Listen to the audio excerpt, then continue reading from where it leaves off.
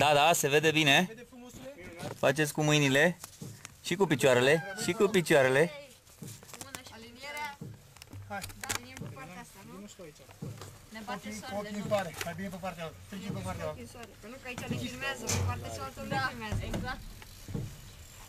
Și ei nu stau cu ochii în soare. Păi și eu trebuie să trec pe partea asta. Bă, dacă ne dăm mai în spate, să fie aripa la Atenție. Uite așa. Curde amechit. Stați.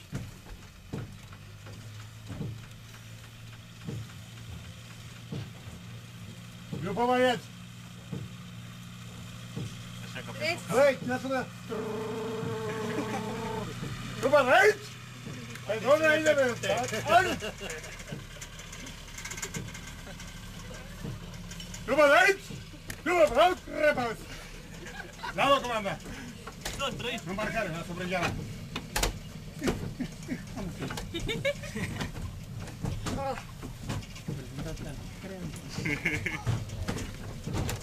Undeva pentru un oră înainte.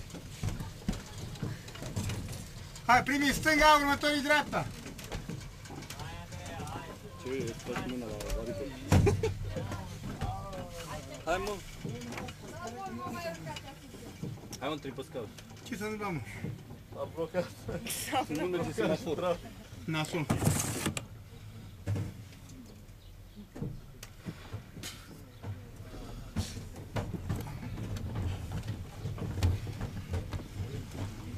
Nu mai știți drumul?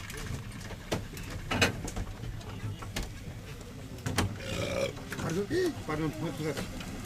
Compresie mare. Hai, avansezi, avansezi!